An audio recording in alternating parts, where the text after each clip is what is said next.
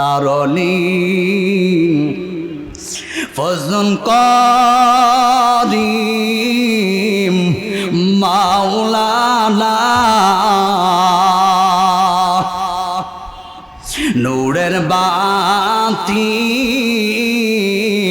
জ্বালাইয়া দিলেন রওয়ানা ইশকের বাতি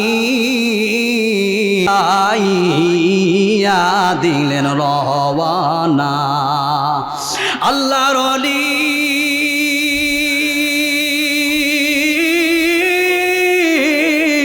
বলতো হে বাবারা হাতে দরি পায়ে দরি ফির তোমরা হাতে দরি পায়ে দরি ফির তোমরা। এ মুসলমান, ওই হাসরের ময়দানে কি জবাব দিবা? রব্বে কারীম যদি জিজ্ঞাসা করে, আব্দুর রহিম রে, আমি আল্লাহ রব্বুল আলামিন ৬০-৭০ বছর হায়াতের জিন্দেগি দিলাম, আজকে আমার কাছে জবাব দেই। এ মুসলমান, কেউ জবাব দিতে পারবেননি? আরো জোরে কন। এই জন্য আল্লাহর পয়গম্বর হাদিসে পাকে বলেন, লা তাজুলু কদামা ইবনে আদম হাত্তা ইউসআলা আন খামসিন। আল্লাহর পয়গম্বর রাহমাতুল লিল আলামিন মায়ার নবীজি বলেন, হাসরের ময়দানে প্রত্যেকটা মানুষকে 5টা প্রশ্ন করা হবে। যতক্ষণ পর্যন্ত না 5টা প্রশ্নের উত্তর না দিতে পারবেন, এক চুল পরিমাণ সামনে অগ্রসর হওয়ার কারো কোনো ক্ষমতা সেদিন থাকবে না। এই 5টা প্রশ্ন কি জানা দরকার আছে না নাই? মুসলমান ভাইয়েরা আমার, এখন থেকে বন করবেন, এই 5টা প্রশ্নের উত্তর ঠিক করতে হবে। সেদিন আমি মুফতি সাহেব আল্লাহর কাঠ গড়ায় দাঁড়াতে হবে, আপনি পীর সাহেব আপনারও দাঁড়াইতে হবে, আপনি মুরিদ আপনারও দাঁড়াইতে হবে, আপনি নেতা আপনারও দাঁড়াইতে হবে, নবীরও দাঁড়াইতে হবে। সেদিন কেউ ছাড় পাবে না। 5টা প্রশ্ন কি সংক্ষিপ্তভাবে মেসেজগুলো দিচ্ছি। আল্লাহর পয়গম্বর বলেন, 1 নম্বর হলো আন উমরিহি ফিমা আফনাহু, আপনার হায়াতের সম্পর্কে জিজ্ঞাসা করবেন। আল্লাহ হাসরের ময়দানে বলবেন, এ আব্দুর রহমান, আব্দুল করিম, আমি তোর ৬০-৭০ বছর হায়াতের জিন্দেগি দিলাম, আমার হায়াতের জিন্দেগির হিসাব দে। মুসলমান ভাইয়ারা আমার, এখন মনটারে প্রশ্ন করেন, ৬০-৭০ বছর হায়াতের জিন্দেগিতে কত ওয়াক্ত নামাজ সারছি? আল্লাহর কাছে কি জবাব দিবেন? 1 নম্বর প্রশ্ন, আন উমরিহি ফিমা আফনাহুম, হাসরের ময়দানে আল্লাহর কাছে তোমার হায়াতের জিন্দেগির হিসাব দিতে হবে। 2 নম্বর হলো ওয়ান শাবাবিহি ফিমা আবলাহু, এর যুবক, এ পর্দার মা, এ বৃদ্ধ বাবারা, এ যুবক, এখন মনটাকে একটু প্রশ্ন কর। 2 নম্বর যেই প্রশ্নটা করা হবে, ওয়ান শাবাবিহি ফিমা আবলাহু, আল্লাহ জিজ্ঞাসা করবে, এ যুবক, তোমার যৌবন বয়সটা কোন পথে কাটাইলা? এই যৌবনটা কার জন্য দিয়া দিলা? একটু জবাব দাও। সেদিন কিন্তু অনেক যুবক আল্লাহর কাঠ করে আসামির বেশে দাঁড়ায় যাবে। এজন্য যুবক, আমি তোমাদেরকে বলবো, এখন গায়ে শক্তি আছে, আওয়ামী লীগ টানে, বিএনপি টানে, জামাত টানে, জাতীয় পার্টি টানে, এর যুবক, একটা সময় যখন তোর হায়াতের জিন্দেগি ফুরিয়ে যাবে, তুই যখন বয়োজ্যেষ্ঠ হয়ে যাবি, তোর মাথার চুলগুলো যখন পেকে যাবে, হাতের চামড়াগুলো যখন ঢিল হয়ে যাবে, শরীরের হাড্ডিগুলো যখন নরম হয়ে যাবে, ঘরে পড়ে থাকবি, বছরের পর বছর চলে যাবে, কোনো নেতা নেত্রী তোর খোঁজ নেওয়ার জন্য আসবে না। কথা বলেন ঠিক কিনা? এজন্য যুবক, তোমাদেরকে বলবো, যৌবন বয়সটা কার জন্য তুমি দিয়া দিলা? আল্লাহর পয়গম্বর ভিন্ন হাদিসে বলেন, ওয়াশাকুল নাশাফি ইবাদাতিল্লাহ, হাসরের ময়দানে যখন সূর্যটা মাথার উপর চলে আসবে, সূর্যের তাপে মানুষের মাথার মগজগুলো গলিয়া গলিয়া নাকের ছিদ্র দিয়া, কানের ছিদ্র দিয়া বেয়ে বেয়ে পড়তে থাকবে। সেদিন সবাই আফসোস করতে থাকবে, আল্লাহর পয়গম্বর বলেন সেদিন কেউ কারো আপন হবে না। আল্লাহ রাব্বুল আলামিন ওই সমস্ত যুবকদেরকে সেদিন আল্লাহর আরশে আজিমের ছায়া ব্যতীত যখন কোনো ছায়া থাকবে না, আল্লাহর আরশে আজিমের নিচে ওই সমস্ত যুবকদেরকে ডাক দিয়ে বলবে, এ যুবক, দুনিয়ার জমিনে তোর যৌবন বয়সটা চরমনের ময়দানে গিয়া কাটায় দিস। এই যৌবন বয়সটা আল্লাহ ওয়ালাদের সোহবতে গিয়া কাটায় দিস, গুনাহ করস না। আজকে এই হাসরের ময়দানে আমি আল্লাহর আরশে আজিমের ছায়ার নিচে তোর স্থান করে দিলাম। জোরে কোন সুবহানাল্লাহ। এজন্য মুসলমান ভাইয়ের আমার, আল্লাহ ওয়ালা আমাদের শায়েখ তিনি সব সময় যুবকদেরকে বুঝাইতেন, যুবক ফিরা, এখনই সময় ফিরা, আর কবে ফিরিবারে যুবক? হায়াতের জিন্দেগি ফুরে গেলে তোর কেউ আপন হবে না। আল্লাহ ওয়ালারা এইভাবে ডাকতেন। আমাদের শায়েখ বলতেন, বাবা আয়, ফিরে আয়, আর কয়দিন গুনাহ করবি? ওই যে আল্লাহর রহমতের দরজা খোলা আছে, জাআলাল্লাহুর রাহমাতা মিআতা জুসিন ফামসাকা ইনদাহু তিসআতা উযিজাইনা জুজআ ওয়া আনজালা ফিল আরদি জুজআন ওয়াহিদান। যে আল্লাহর কাছে 99 ভাগ মায়া রহমত রয়েছে, আল্লাহর দরবারটা খোলায়, ফিরে আয়। আল্লাহ ওলি এইভাবে মানুষকে ডাকতেন, আর বলতেন, বাবা ফিরো, হার কবে ফিরবার, কয়দিন গুনাহ করবা? আল্লাহর ওলি ফজলুন কারীম মাওলানা, নূরের বাতি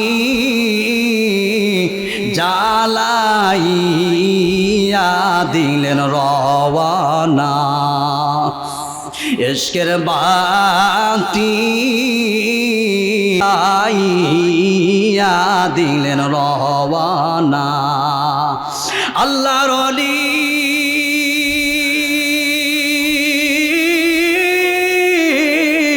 বলতো, হে বাবারা, হাতে দড়ি পায়ে দড়ি, ফিরো তোমরা, হাতে দড়ি পায়ে দড়ি, ফিরো তোমরা। এইভাবে আল্লাহর ওলি সব সময় আমাদেরকে ডাকতেন। ও মুসলমান, আজকে ঘুমিয়ে আছেন, তার কলিজার টুকরা সন্তানগুলো আসবেন। মুসলমান ভাইয়ের আমার, যেই কথাটা বলতেছিলাম, ওয়াশাবুন নাশা ফি ইবাদাতিল্লাহ, আল্লাহর আরশে আজিমের নিচে ছায়া পাইতে চান তো ইনশাআল্লাহ? কারা কারা পান? দুই হাত উঁচু করে দেখান তো। এই জন্য কি করতে হবে? যৌবন বয়সটা কার জন্য কাটাই দিতে হবে? আল্লাহ ওয়ালাদের সোহবতে থাকতে হবে, আল্লাহ ওয়ালাদের কাছে পরামর্শ নিতে হবে। 3 নম্বর যেই প্রশ্ন করবে, ওয়ান মালিহি মিন আইনা ইকতাসাবাহু, আল্লাহর রাসূল বলেন 3 নম্বর যেই প্রশ্নটা করবে, যারা কোটিপতি আছেন, যারা বাড়িওয়ালা আছেন, ভালো করে শুনেন। আল্লাহ আপনাদেরকে জিজ্ঞাসা করবেন, এত বড় বড় বিল্ডিং, ফ্যাক্টরি, কল কারখানা, ইন্ডাস্ট্রিজ কিভাবে বানাইছো? আজকে জবাব দে। নাকি গরিব দুঃখী অসহায় মানুষের রক্ত লেগে আছে? জবাব দে। সেদিন কিন্তু অনেক কোটিপতি আল্লাহর কাঠ করে আসামির বেশে দাঁড়ায় যাবে, ঠিক না বেটি? 4 নম্বর হলো ওয়াফিমা আনফাকাহু, আল্লাহ রাসূল সাল্লাল্লাহু আলাইহি ওয়াসাল্লাম বলেন, আল্লাহ জিজ্ঞাসা করবেন, আমি যে তোরে কোটিপতি বানাইলাম, লক্ষ লক্ষ টাকার মালিক বানাইলাম, ইন্ডাস্ট্রিজের মালিক বানাইলাম, এই সম্পদ কোন পথে ব্যয় করেছ? আজকে জবাব দে। মুসলমান, আজকে দেখা যায় ওয়াজ মাহফিলের জন্য যদি কারো কাছে যায়, কপালে 3টা বাস পড়ে যায়। আবার যখন গান বাজনার জন্য যায়, লাখখানি টাকার সামনে ফালায় দেয়, আছে না নাই? আরো জোরে কোন আছে না নাই? আল্লাহ রাসূল সাল্লাল্লাহু আলাইহি ওয়াসাল্লাম বলেন, ওয়াফিমা আনফাকাহু, হাসরের ময়দানে আল্লাহ রাব্বুল আলামিন জিজ্ঞাসা করবেন, আমি যে তোকে কোটিপতি বানাইলাম, ইন্ডাস্ট্রিজের মালিক বানাইলাম, এই সম্পদ কোন রাস্তায় ব্যয় করেছিস? আজকে জবাব দে। সেদিন কিন্তু অনেকেই কাঠ গড়ায় দাঁড়াতে হবে। আসামির বেশে দাঁড়ায় যাবে। 5 নম্বর যেই প্রশ্ন করবে, ওয়ামা সা আমিলা বিমা আলিম, আমি আমার নিজেকে প্রশ্ন করি, আমি যে ইলম শিখেছি এই ইলম অনুযায়ী তো আমি আমল করি না। হাশরের ময়দানে আল্লাহ জিজ্ঞাসা করবেন, ওয়ামা সা আমিলা বিমা আলিম, হে আল্লাহর বান্দা, হে মুফতি, হে মুহাদ্দিস, হে এমপি, হে মন্ত্রী, তুমি যে ইলম শিখেছো, যে জ্ঞান শিখেছো, এর উপর কতটুকু আমল করেছো, আজকে জবাব দাও। সেদিন আমি মনে করি আমি আল্লাহর কাঠ করে আসামির বেশে দাঁড়ায় যাব, আমিও ছাড় পাবো না। এজন্য মুসলমান বলবো, এই 5টা প্রশ্নের উত্তর নিয়ে কবরে যেতে হবে।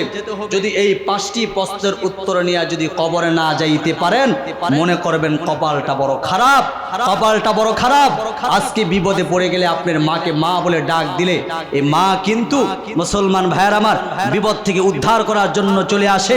বিপদে পড়লে বাবাকে বাবা বলে যখন ডাক দেন, বাবা বিপদ থেকে উদ্ধার করার জন্য চলে আসে। ও মুসলমান, আপনি যখন মারা যাবেন, মারা যাওয়ার পর যখন আপনাকে কবরস্থানে রাখবে, কবরস্থানে রাখার পর সেখানে হাজারো চিল্লাইলে কেউ আপনার কথা শুনবেও না, কেউ আপনাকে বিপদ থেকে উদ্ধার করবেও না। কথা বলেন ঠিক না বেঠি? এজন্য মুসলমান, রাসূলুল্লাহ সাল্লাল্লাহু আলাইহি ওয়াসাল্লাম বলেন, আল কাইয়ুসু মান দাহা নাফসাহু ওয়া আমিলা লিমা বা'দাল মাউত ওয়াল আজিজু মান ইত্তাবা নাফসাহু হাওয়াহা। ও মুসলমান, জীবনের হিসাব না মিলান, মনটাকে প্রশ্ন করেন, আমি কতটুকু আমল নিয়ে যাইব। এজন্য আল্লাহর ওলি শায়েখে চরমনাই, উনি সব সময় হাতে পায়ে ধরে বুঝায়। আচ্ছা বলেন, এরা যে আল্লাহ ওলা বুজুর্গ মানুষ, এরা মানুষের পায়ে ধরে বুঝায়, বাবা ফিরে আসো, এখনোই সময়, আর কবে ফিরবা। এইভাবে কতজন আমাদের নেতা নেত্রী বুঝায়। আমরা যাদেরকে ভোট দিয়া পাশ করাইছি, কোনোদিন আপনার হাতে পায়ে ধরে বলছে বাবা নামাজে আসো? সত্য কথাটা বলবেন এখানে। কোনোদিন বলছে? কথা কয় না। বলছে কোনোদিন? আরে মিয়া, নির্বাচনের সময় আসে, নির্বাচনের সময় আসে, যখন তাদের স্বার্থ ফুরিয়ে যায়, তখন আমাদের মতো অসহায় মানুষকে ভুলে যায়। কথা বলেন ঠিক না ঠিক? নিজের পেটটা ভরার জন্য আসে, কিন্তু আল্লাহর এই বরিশাল থেকে কত কষ্ট করে উম্মতি মুহাম্মাদের জন্য তরতে হইয়া আজকে ঝড় নাই, বৃষ্টি নাই, মুসলমান রাত নাই, দিন নাই, 24টা ঘন্টা উম্মতের ফিকিরে থাকে। আর তাদেরকে বলা হয় তারা নাকি এখন এই দেশের ধোঁকাবাজ। জোরে কোন নাউজুবিল্লাহ। এক শ্রেণীর লোক দেখবেন, কয়েকদিন আগে একটা গজল গাইছে এক শিল্পী, আমি নাম তার বলতেছি না, সে বলেছে, কি বলেছে, তোমার পীর কি বলেছে আকাবি, তাই না? শোনেন নাই মনে হয় আপনারা, সোশ্যাল মিডিয়াতে ভাইরাল হয়ে গিয়েছে। কি বলেছে তোমার পীর, কি বলেছে আকাবির, কি বলেছে তোমার বাপ দাদা। আচ্ছা বলেন, আকাবির বলতে বুঝেন তো আপনারা? কিছু কথা বলবো আপনাদের সাথে, ওয়াজ শেষ, এখন কিছু নিয়ে যাবেন আপনারা। আকাবির বলতে বুঝেন? আকাবিরের 1 নম্বর অর্থ হলো সাহাবাই কেরাম, যাদের ত্যাগের বিনিময়ে আমরা ইসলাম পেয়েছি। কথা বলেন ঠিক কিনা? এরপর তাবিন, তাবে তাবাই, রাম্মাই, মুস্তাদিন, মুসলমান, আমাদের আল্লাহওয়ালা বুজুর্গ যারা ছিলেন, যাদের মাধ্যমে আমরা ইসলাম পেয়েছি, তারা হলো আমাদের আকাবির। কথা বলেন ঠিক না ঠিক? আপনারা মনে করতেছেন কচুরির পানার মতন এদেশে ইসলাম বেশি আসছে? না না না, সাহাবাই কেরামের রক্তের বিনিময়, আল্লাহওয়ালাদের রক্তের বিনিময়, তাবিনদের রক্তের বিনিময় আমরা ইসলাম পেয়েছি। কথা বলেন ঠিক কিনা? যাদের মাধ্যমে আমরা বুখারী পেয়েছি, মুসলিম পেয়েছি, আবু দাউদ পেয়েছি, নাসারি পেয়েছি, মুসলমান। আলহামদুলিল্লাহ।